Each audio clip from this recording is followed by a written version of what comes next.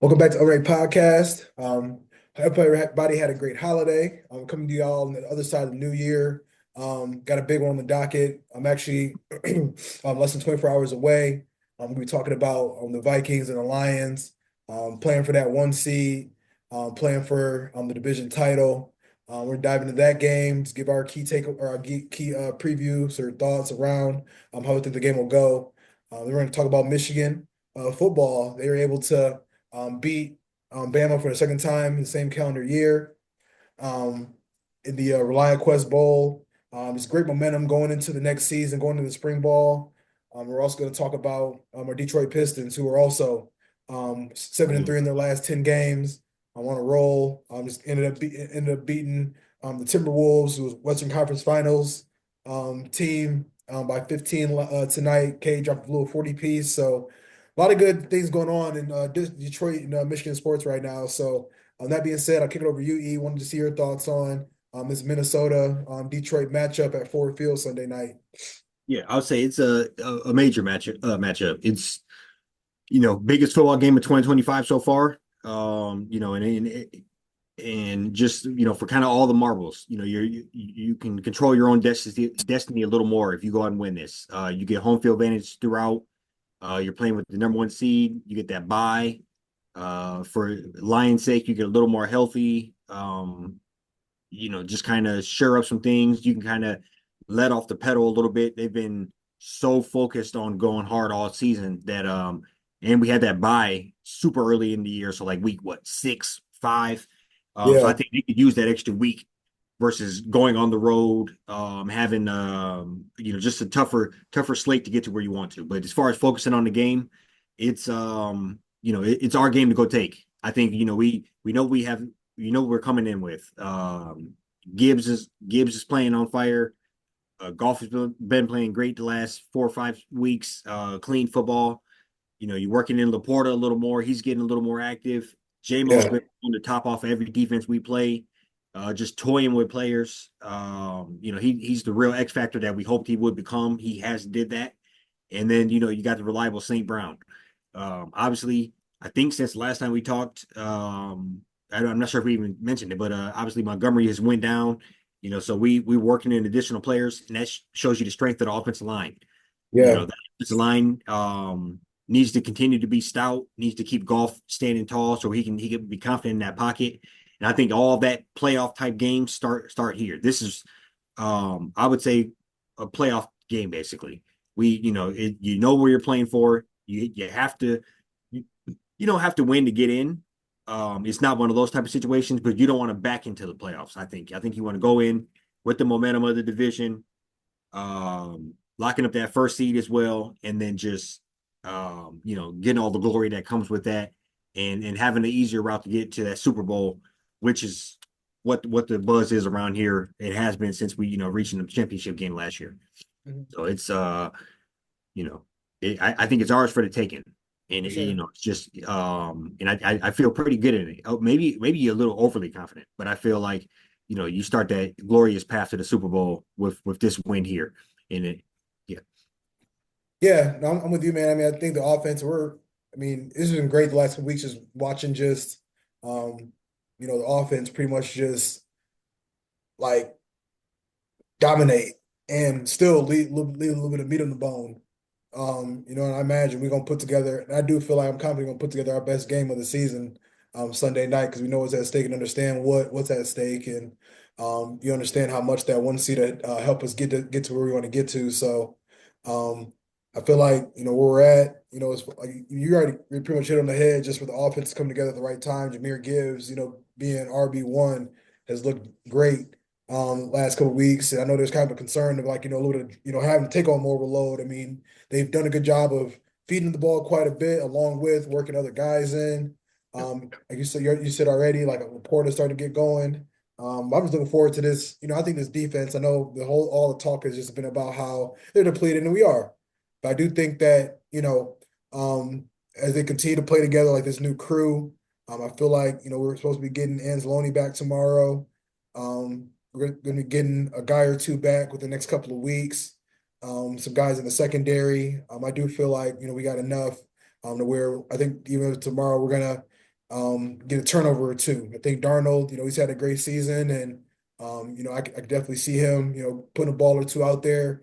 And I feel like, yeah, our offense is gonna do what they need to do on that side of the ball. I think we're gonna have just enough to win this game by a touchdown. Yeah. I think it's you made a lot of great points, and I think it's looking at that first game that we played when we played them, they've kind of been the surprise team of the division. Hmm. I think we knew kind of where we would be somewhere in this ballpark. Chicago is kind of been the egg one that fell flat. Green Bay's been kind of fighting, right in the hunt, but a step or two behind us in Minnesota the whole year. And you look at that, that's one of the more tough games. They jumped out on us early. We had to come back, play very sound football. If I remember correctly, I think we got sacked 4 or 5 times in that first game. A couple of premier edge rushers. Andrew Yeah, Van Ginkle. I think he can be a dog. He can be a difference maker. And I think that's one thing with our offensive line. I want to, kind of get in that playoff form. I want to see them let Goff stand tall, see them move players out the way so Gibbs can get busy. You get Gibbs to that secondary or second line of defense, the linebackers, safeties. He can put a move on people and have some real difference makers, 20, 30, 40-yard home runs. And I think that only helps kind of spur the whole offense. I think you spoke on the defense going to make a play. I think Kirby Joseph is probably going to come fired up. He's been snubbed from the Pro Bowl. We know what Branch brings every week. I think I read. Oh my God, I can't think of his exact information, but some contract incentive for Zazarius Smith. oh He, yeah, yeah, I think and two two sacks. He sacks. gets, he gets a nice little. I don't want to make it up, but like, yeah, yeah, a couple 100,000, 500,000, 3, 4, some enough to Yeah, make enough to go out and get busy this weekend. So I think we'll have some difference makers that way as well. Some players playing for some big checks, and outside of the moment itself. So I'm looking forward to it, and it's kind of this is really our first playoff game. And, I think for that's the sure. mindset we have to have. That crowd is going to be fired up, and if the crowd does the job, the team does his job, coaches do their job. We're having home field advantage for the next 3 4 weeks at the home at the crib. So I'm hoping we can put together that game. You talked about the best game of the season potentially. I think yeah, it's time. Now's the time to do that. Put that together in the regular season, and then we need to Hmm. rest for that week and put together a consecutive best games of the season on the way to that Super Bowl. Sure. And yeah, I think just talk through the scenario here as far as like winning that game and then like what it looks like on the flip side. Because I don't think for me, like we're gonna win that game. I'm gonna say it with confidence. For whatever reason we don't, we got to go to see the Rams or the Buccaneers. I think Yeah, it's going to most likely be the Rams, just kind of based off of they're sitting all their starters tomorrow, and the Bucks are pretty much having to play their way into the playoffs. So that's another thing to kind of think about as far as what that path could look like. I think just from like a schedule standpoint, like we could find ourselves back at home. The second week we had to go on the road. The first week, or from like a record standpoint, depending on who loses.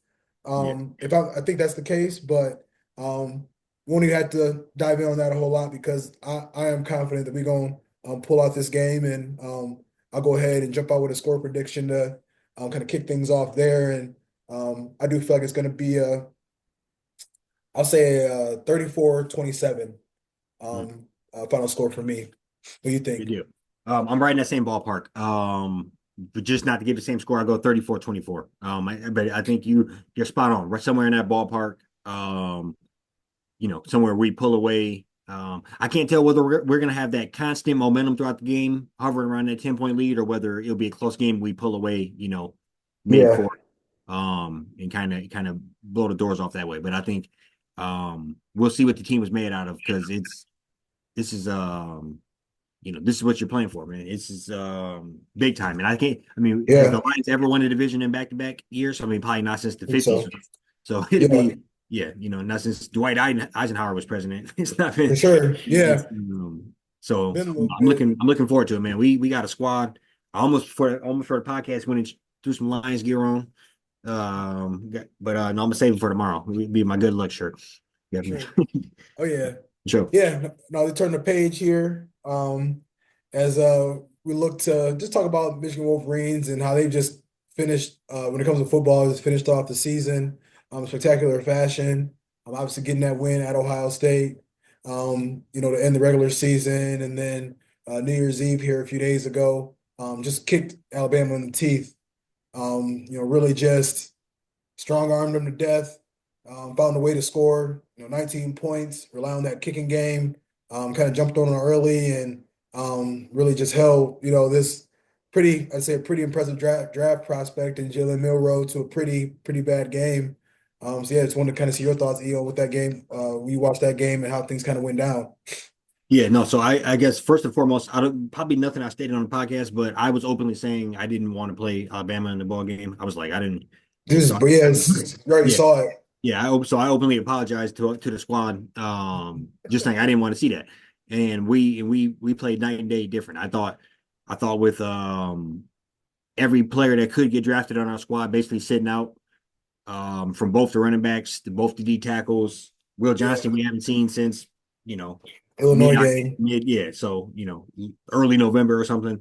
So so I was expecting the young guys would go get some spin out there, and like the Jordan Marshalls, just kind of I wasn't expecting what we see exactly. So I was highly thrilled. I think that defense came firing. I think we've seen some young guys spread throughout there. I'm blanking my man, but the guy that got the pick, he was a young guy that we hadn't seen much throughout the year. You seen players that declared they were coming back just have games. We're sitting around texting whether Derek Moore is going to say he's going to go pro or not. It's because this is just Two how sacks, just both how of them. crazy he's going. In the first half of the game. So it's those are the type of things that I think brings a lot of momentum into the year. All things considering, we finished 8-5. Did not have a quarterback this year. Played musical chairs with quarterbacks. Had a seventh year senior retire on us in midseason. It's I think we had a lot of craziness happening in that quarterback room, and to finish the season 8-5, paced together like we did with just kind of a randomness of quarterbacks that was very promising. And just not to look too far ahead, but that game was I was just very thrilled. Obviously not a very sexy game. We pulled it out, but anytime you can beat Bama, you're going to take that and run with it. But looking forward, Abs- you got Bryce Underwood, you got Jordan Marshall, you got my man from Bama that just transferred to us. Man, the Oh yeah, redshirt Justin Taines, yeah, just days. You know, we rolling. we got. I think I read we have like the third or fourth best transfer class and like a top 10 recruiting class. So Hmm. I think you pace both those together. That's how these teams are winning championships and staying afloat. They're getting the young talents. Some people they can cultivate, some people they can grow, and then they're sprinkling in those big time transfers. So I think we made the right decision. Even the offense looked different. Back to the Bama game a little bit. I even thought the offense, the just kind of the rhythm we were playing at felt different. It kind of Cleaner. we were helping, yeah, cleaner. We were helping the quarterback out, just dinking and dunking to move the ball a little bit. I think that even gave me promise that okay, maybe, you know, even though we don't have quarterbacks, maybe it's a little bit on Kirk Campbell a little more than we think. And just look forward to what we can do, man. I think we'll be back in that playoffs. Sure. And honestly, man, like it might not mean much of a drop off on the defensive side of the ball. I mean, I'm pulling up the box score here. I mean, he held them to 68 rushing yards. And this, I know it ain't Nick Saban's Bama, but it's a lot of guys that he recruited and Yep. had, that he left behind. So, I mean, Milroe was 16 and 32 for 192 yards, a touchdown and an interception. He really just was kind of whooping on them, beat him down pretty good. Held the receiver, that little stars, freshman receiver they got to 3 catches for 8 yards. Yep. And that, yeah, like I said, though, it really did start with that D line where I feel like there's a lot of guys like Rayshon Benny, Eno Etta, Uh, Cameron, yep. TJ Guy, Derek. You already touched on Derek Moore. Really was just like closing in that pocket and And it honestly looked like one team thought there was a chance of rain for the game. Another team Yeah, never thought it was played gonna in rain be. before in their life. So that was also something that was kind of just interesting to watch. Like, especially you would think the team that is probably worse on offense, like us, might have had more trouble in the rain. Yeah. Whereas, Bama, it was the exact opposite. And Bama was out there with the wrong cleats and everything. No, that's a So, great point, and that goes not. And you can keep going, but that goes to the bigger picture as far as the confidence in the coaching, confidence, and mhm. that's like a sound vet coach that would figure out what cleats you need on thing. Something you don't even think about because that should just be done and figured out. Uh, Yeah. and yeah, so just I agree with you on that. That was I, shocking to me. It was such a I could clearly see that it was happening, but it was also like I can't believe this is happening right now. Like this is like right. amateur hour. They swapped him out after the first drive. You gonna set him out there for Yeah. damn near a half? It was crazy. Yeah, it was nuts. I mean, like, just watching Miro fumble the ball, like, just couldn't get no traction. Like, I was just kind of confused because we got out there. I mean, there was not a whole lot of slipping going on at all No, on our side of things. And yeah, just a lot more prepared. We ain't gonna definitely gonna talk on Bama a whole lot, but they ain't really going in the right direction for at least how things is looking now. But to be able to put together another game like we did, 75 passing yards, 115 rushing yards, and just strong arm top 15 team, probably the last team left out the playoff. Like that's just great way to start the new year into going into spring ball and all that. yeah, no, I agree. And just a second something you said, beating him twice in a calendar year. I think that's how you opened up with this whole thing. That's something I read that Georgia hasn't did. They haven't did in the last 15 years. We've had more wins versus Oh, Bama than Georgia bro, has that's nuts. 15 years or something. So Yeah, something got to be said about the SEC, man. Like, we ain't gonna touch on it too much today, but I think we were like there was like three or four teams I was like Big Ten teams I was underdogs, SEC teams and whooped on them in this bowl season. So yeah, no, I I find think that I kind think of funny. it's a whole other conversation, but I think it's leveling out a little bit. Mhm. The fact that everybody can openly pay, I really do think it's leveling out because Yeah, me and you watch a lot of them sports podcasts. People say that them Florida schools is paying and yeah, Georgia's paying. We all know Bama was dropping off fucking Chargers. Corvettes, and yeah, Yeah, for it's sure. so I think it's a little more the fact that it's all the wild wild west now. I think it's balancing out a little bit. And in general, I just like the momentum we have finishing that season off, and then I can't hope but think if we would have not laid an egg versus West Washington or not laid an egg versus Illinois. Boy, been in I the think we lost mix. to Oregon by 10. So, I think or Yeah, one of them schools we had no business being in the game. So I think in general, you look at we those, you all five of our losses. three or two Four of the teams. three of the teams are in the college football playoff. Yeah, Yeah. Illinois, and Washington. Those are the only ones that. Yeah, they would definitely let us in at 9-3. No doubt in my mind. yeah. They would have So got I in at agree. nine So and yeah, three. we were right in that hunt. We just kind of a little bit of cleaner play, definitely better Mm-hmm. quarterback play. I think we a whole different season. So I think favorable season heading into next year. Bryce is already practicing Yeah. with the squad. We got two good backs from him. I think we can continue exactly what we've been doing. Back to Mm-hmm. back to Hassan Haskins and Blake Corum, and then Blake Corum and Edwards, and then Edwards and Clear Mullen. I think we keep that 1-2 combo. I think I see the same thing with Justice Hayes and Jordan Jordan Marshall. Marshall tipped the cap, man. I mean, Yeah, big freshman run the 6'5" ball like receiver that. from Indiana.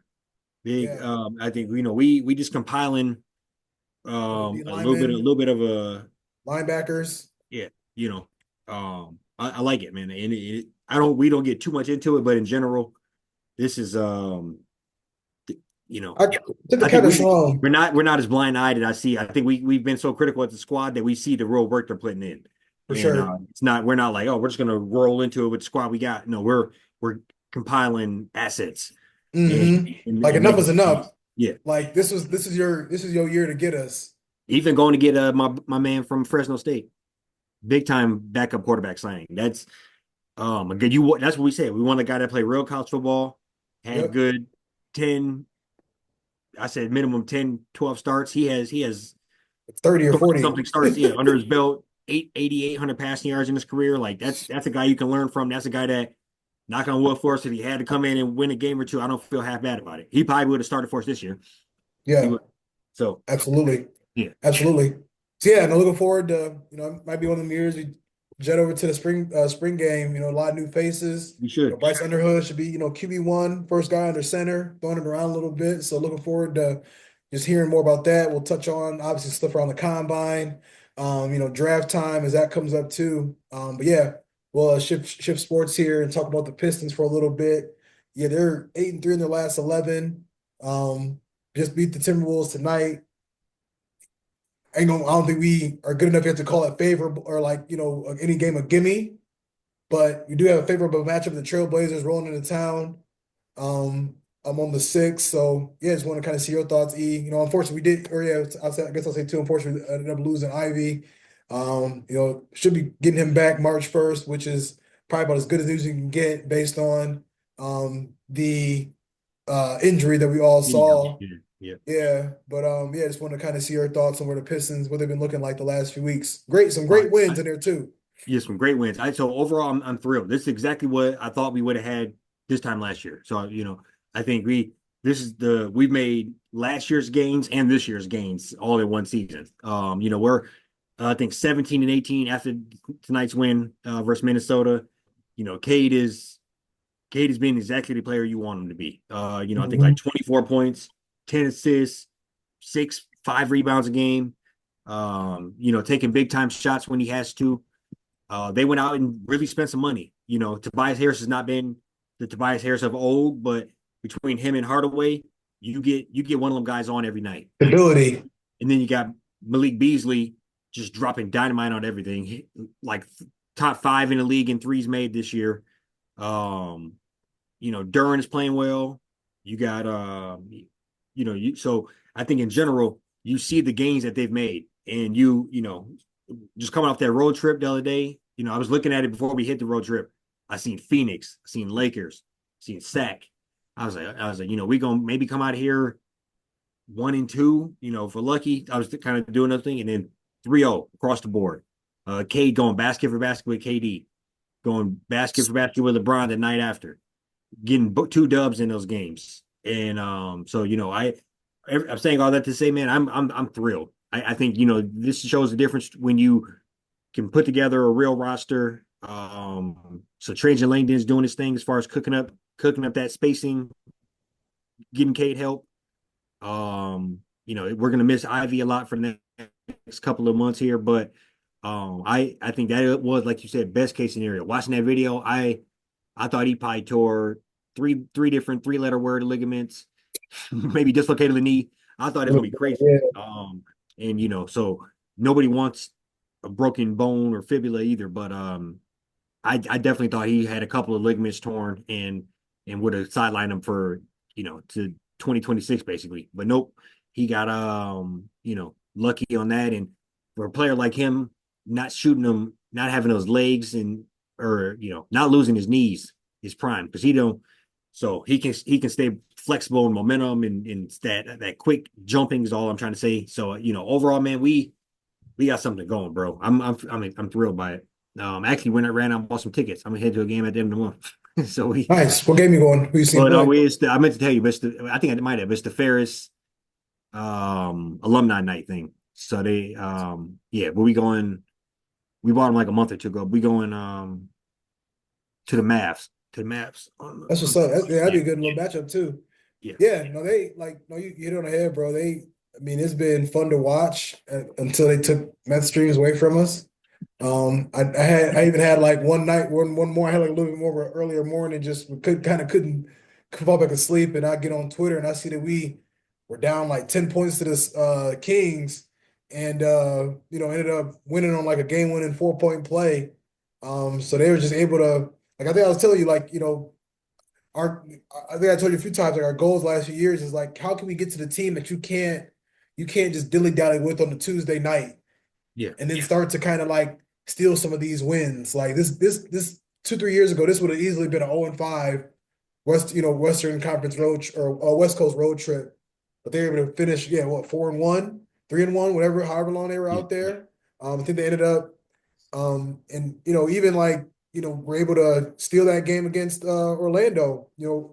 Even with Ivy going out and Played a tough one with the Hornets last night.